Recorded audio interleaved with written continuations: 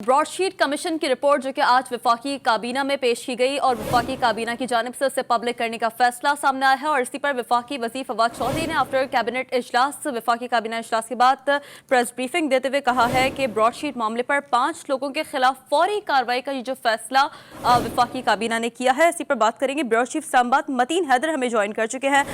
मतीन हैदर, कहिएगा, रिपोर्ट के बाद भी, फवाद चौधरी साहब की प्रेस कॉन्फ्रेंस के बाद भी 2 बड़े प्रोमिनेंट नाम हैं जो कि इस रिपोर्ट के बाद सामने आ रहे हैं, जेरी जेम्स और अहमद बिलाल सूफी। तो कहिएगा कि इस हवाले से इन दोनों का बिलवास्ता या बिलावास्ता क्या ताल्लुक है इस पूरे मामले से? जी देखिए, बड़ा अहम सवाल आपने उठाया और जहाँ तक अहमद बिलाल सूफी का ताल्लुक है, अहमद बिलाल सूफी जो है वो पाकिस्तान के जिसे कहते हैं इंतहाई रिनाउंड बैनुल अक़वामी माहिर कानून है और उनका इस मामले से ताल्लुक ये था कि नैब ने कानूनी मुशावरत के लिए इन्हें हायर किया था। लेकिन अभी कुछ देर पहले हमारी उनसे बात हुई तो उन्होंने अपनी इस मामले पर पोजीशन वाज़े की कि जब मायदा हतमी स्टेज पे था लंदन में, नैब के हुकाम और नैब के उस वक्त के चेयरमैन जब ये इस मायदे को हतमी शक्ल दे रहे थे तो उस वक्त इनसे कोई मुशावरत नहीं की गई। तो अहमद बिलाल सूफी साहब का ये कहना था कि वो वेट करते रहे, जब मायदे का ड्राफ्ट भी तैयार कर लिया गया तो इनके साथ शेयर नहीं किया गया। तीसरी बात इंतहाई अहम की गई कि इनको जो लंदन में क्रूशल यानी फैसला कुन मुज़ाकरात थे जेरी जेम्स के साथ, यानी उस वक्त ये जेरी जेम्स जो थे ये उस वक्त के शुरू के ब्रॉडशीट के ओनर्स में से थे और 2010 में इनका वहां पर इंतकाल हो जाता है और उसके बाद जो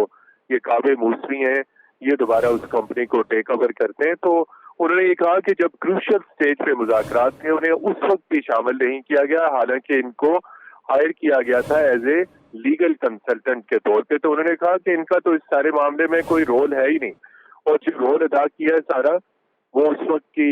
नैब के हुकाम मतीन साहब, जो कमीशन की रिपोर्ट है इसमें तो ये बताया गया है कि अहमद बिलाल सूफी जब लंदन में थे तो उन्होंने खुद कहा था और लिख के भी दिया था, उनके दस्तखत भी मौजूद हैं कि जिब्राल्टर नामी कंपनी को जो है वो टास्क दिया जाए। अब वो खुद कह रहे हैं कि उनका इससे कोई ताल्लुक नहीं है, ये इस बारे में उनका कुछ कहना था? जी बिल्कुल, मैंने जब उनसे जिब्राल्टर नामी कंपनी का पूछा गया तो उन्होंने जिब्राल्टर नामी कंपनी के बारे में मुकम्मल तौर पर उन्होंने इससे लाइलमी का इजहार किया। उन्होंने सिर्फ ये कहा कि जो जेरी जेम्स हैं वो उनके यहाँ उस वक्त के नैब के चेयरमैन जेरी जेम्स के घर लंदन में जाते थे, वहीं पर उनसे मुशावरत होती थी।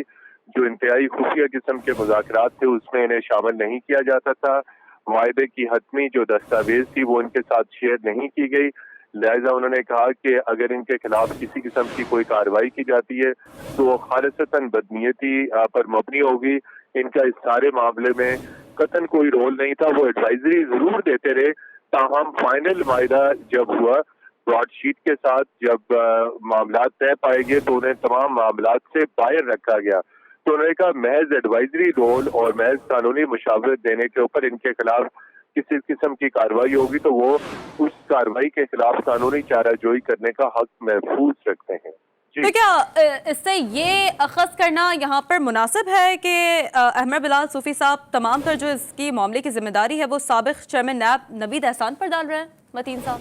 जी बिल्कुल, नवीद एहसान, मैंने जब उनसे पूछा नवीद एहसान का तो उन्होंने बिल्कुल कहा कि उस वक्त के जो नैब के चेयरमैन थे नवीद एहसान वो बराह रास्त इसके साथ जेरी जेम्स के साथ वो राब्ते में थे। लंदन के उन्होंने दौरे भी किए और उसके साथ जब मायदे के ऊपर हतमी मुज़ाकरात हो रहे थे तो नवीद एहसान बराह रास्त निगरानी कर रहे थे, उनकी टीम निगरानी कर रही थी। इनसे कुछ मुशावरत ली गई यानी अहमद बिलाल सूफी साहब से, ताहम मायदे का हतमी जब ड्राफ्ट तैयार हुआ तो उनमें से इनको गोल कर दिया गया, यानी इनसे मुशावरत नहीं ली गई। तो उन्होंने कहा कि इसके तमाम तर जिम्मेदार उस वक्त के नैब के चेयरमैन हैं और इन पर किसी किस्म की कोई जिम्मेदारी नहीं डाली जा सकती। इसके साथ साथ जो है वो साबिक पाकिस्तानी एम्बेसडर जो उस वक्त लंदन में डिप्टी हाई कमिश्नर थे अब्दुल बासित थे और अब्दुल बासित साहब पहले ही अपनी पोजीशन इसके ऊपर वाजे कर चुके हैं। उन्होंने अपने बयानात में ये वाजे किया है कि being a diplomat and being an officer of foreign office,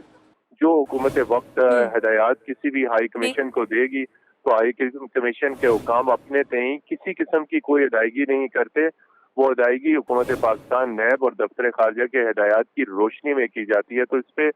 سابق ہائی کمشنر واجد شمس الحسن تو متین صاحب، احمد بلال صوفی جو ایک بڑے پرومیننٹ ان پہ جو ایلیگیشن تمام تر اس رپورٹ میں لگائی گئی ہے، ان سے آپ کی بات بھی ہوئی ہے، اور اخص یہ کیا جا سکتا ہے کہ تمام تر ذمہ داری جو کہ انہوں نے سابق چیئرمین نیب پر ڈال دی ہے، اور یہ کہا گیا ہے کہ مشاورت کی گئی تھی لیکن حتمی معاہدے کے سلسلے میں کوئی بھی مشاورت ان سے نہیں کی گئی تھی. بہت شکریہ. بیورو چیف اسلام آباد متین حیدر ہمارے ساتھ موجود تھے.